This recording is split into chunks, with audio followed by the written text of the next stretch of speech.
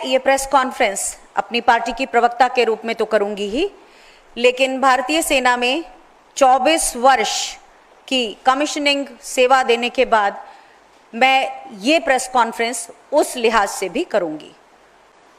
आज देश में जो स्थिति है उसमें हम अपने देश की सबसे भरोसेमंद संस्था भारतीय सेनाओं के लिए अपनी प्रतिबद्धता दोहराते हैं और भारतीय सेना के शौर्य साहस को श्रद्धापूर्वक सैल्यूट करते हैं।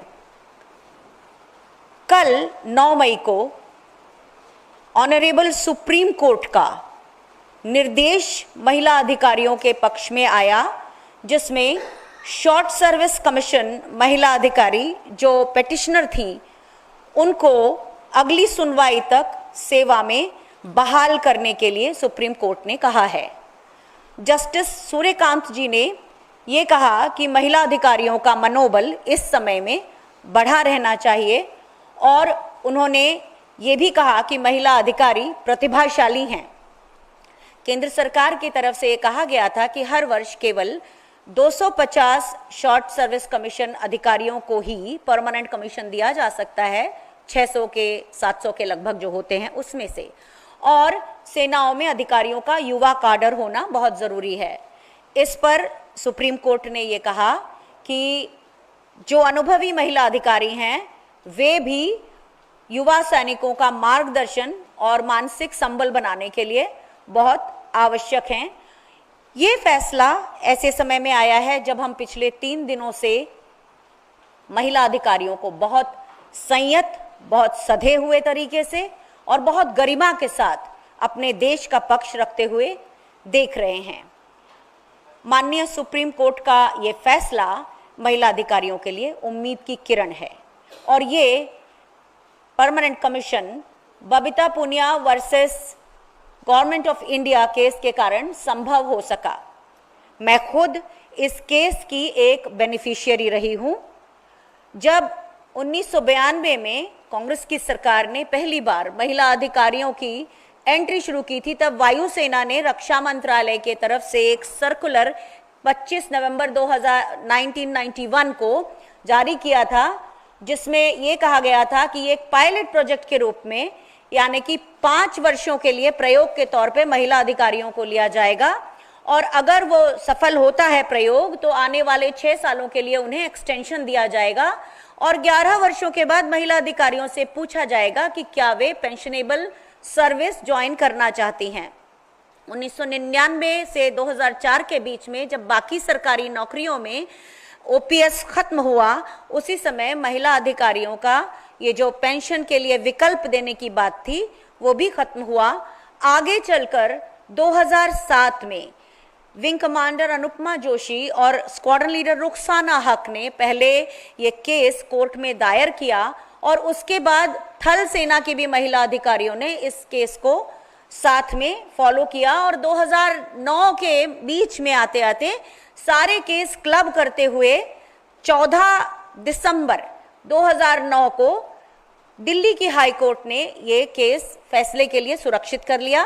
जब कोर्ट खुली तो 12 मार्च 2010 को कोर्ट का महिला अधिकारियों के पक्ष में निर्णय आया, लेकिन चूंकि भारतीय वायुसेना का केस एक मिनिस्ट्री ऑफ डिफेंस के सर्कुलर से फॉर्मली प्रोटेक्टेड था, इसलिए उनका केस ज्यादा मजबूत था।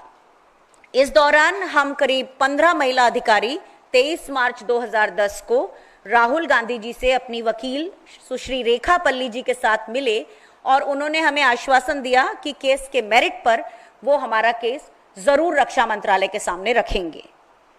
चूंकि भारतीय वायुसेना की महिला अधिकारियों के केस के ऊपर एक पॉलिसी लेटर इशू हुआ था, तो मेरे जैसी 23 महिला अधिकारियों को तभी परमानेंट कमीशन मिल गया था, लेकिन सेना में इस तरह का कोई पॉलिसी लेटर नहीं निकला था।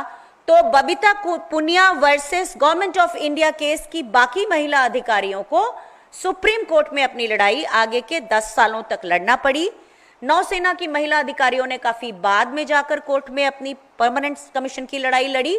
तो सेना की महिला अधिकारियों में, जिनमें हमारी कर्नल सोफिया कुरैशी भी शामिल हैं, इनको 2020 के निर्णय से पेंशनेबल सर्विस मिली और नौसेना के अधिकारियों को उसके अगले साल। लेकिन ये उन्हीं सबको मिला जो अपना केस कोर्ट में लड़ने गई।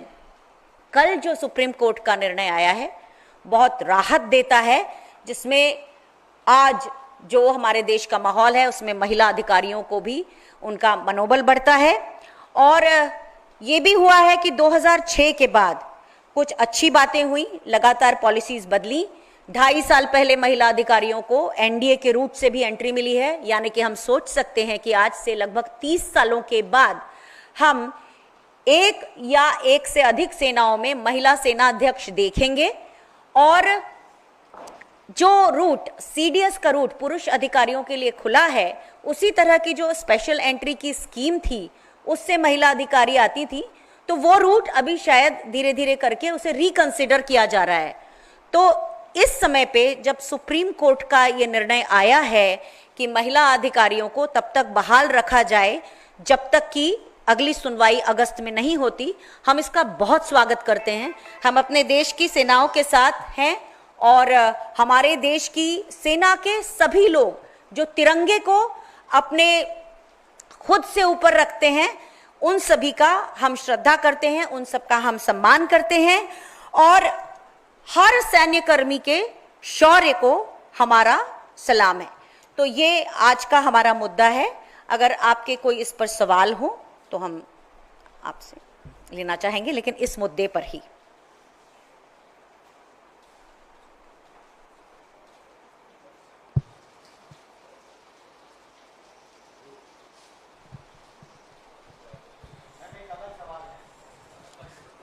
इस मुद्दे से जुड़ा सवाल है तो जरूर।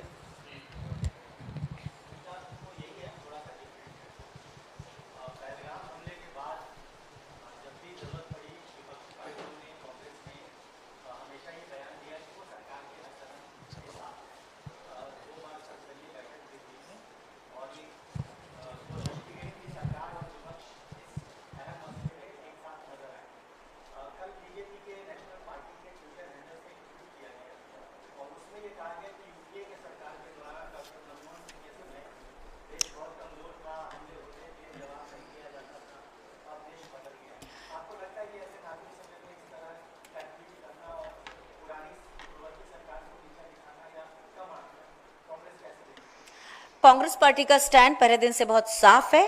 हम पूरे देश के साथ हैं, आप अपनी सेना के साथ हैं और इस समय इस तरह के कोई सवाल, मैं उम्मीद करती हूं कि बहुत मैच्योरिटी के साथ हम इन सब सवालों का कोई जवाब ना दें। हम पूरे देश के साथ खड़े हैं, ये स्टैंड हमारा ऑफिशियल स्टैंड है और हम उसी के साथ रहना चाहते हैं। कोई सवाल इस मुद्दे पर हो तो मुझसे जरूर पूछें। शुक्रिया।